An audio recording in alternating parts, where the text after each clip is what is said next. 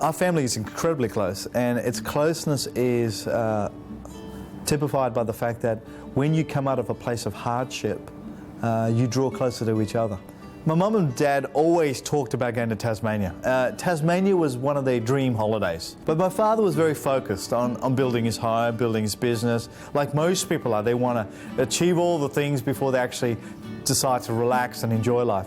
So he had finally finished doing all the things around the house. He'd done the extensions and the renovations that he wanted to. The business was doing all right, and he said, look, let's go and let's do it. So he and my mother decided to go on a holiday to Tasmania. Tony and Sarah Kistan were sitting near the entrance of the Broad Arrow Cafe at Port Arthur. Protecting his wife, he moved to disarm the gunman. I was in Wollongong on that day, and I was, as most young Aussies, love watching the football, love listening to the football. Ray Hadley was on and he was commentating. He stops mid-sentence. The game's happening. I can't even remember who was playing. The game's happening. Mid-sentence, he stops and says, breaking news. I've just come to find out that there's been a gunman in Port Arthur, Tasmania, and he's still at large and he has shot many people. Shortly after 1 p.m, Tony heard gunshots and saw that a waitress was hit. They had missed the boat that leads from Port Arthur, and it was a bit of a tour cruise, and they missed it. They just missed it. So they said, oh, well, we'll kill some time by having a meal and getting the next one. And so Mum and Dad were sitting in the cafe with a couple of friends, enjoying a meal. And within moments of them sitting down, and they saw someone enter the cafe. My father saw Martin Bryant rush into the cafe. He saw her, Martin Bryant, shoot the first waiter, and instantly he reacted. He grabbed my mother and he was incredibly forceful, which was very unlike his personality and his behaviour.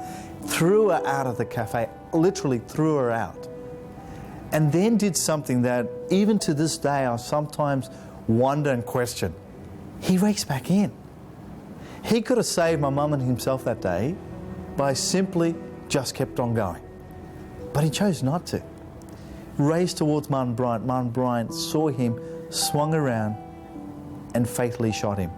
The phone rings. It's my mobile. It's ringing. And there's this person on the line, and there's a lady on the other end of the phone saying, and she's not knowing what to say. And there was this time where she just doesn't know what to say. And I said to her, look, I think I know what's happened here. I think my father was one of those victims and my father's been murdered. And she said, yes, that's correct. And I said to her, and I don't know even how I got the words, I said, look, don't worry about it. Tell my mum it's going to be okay. Everything will be fine.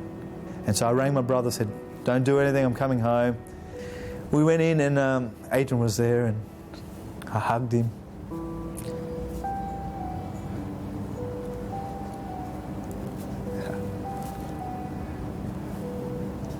And I told him,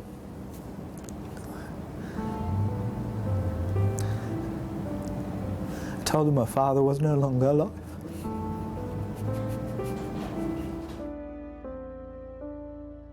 So when Martin Bryant had murdered 35 people in Port Arthur, it had become world news. So every media outlet, every journalist you potentially could think of came and wanted to know the story and wanted to get information. And so the media was basically camped on our front lawn. Nesan, I suppose the question is, have you been able to forgive Martin Bryant? Most definitely, Keith. I have no remorse or anger towards Martin Bryant. I forgive him completely of all that he had done. Just as Jesus, when he died on the cross of Calvary, and stretched out his arms and forgave all people of all walks of life, no matter what they've done, no matter where they are, he forgave them of all that they've done. So Martin Bryant is just as deserving as that. Forgiveness is not an easy thing. And the thing I would say is that journey of forgiveness is different for everyone. And I'm by no means trying to say everyone needs to forgive the way I did, because that would not be fair and it would not be a reasonable expectation, because we forgive differently and we journey differently and we live life differently. For me, that was my experience. For me, that was my journey, because I didn't forgive Martin Bryant in my own strength. I believe that God gives us the ability to forgive. And sometimes we need to ask Him, Lord, help me now to forgive.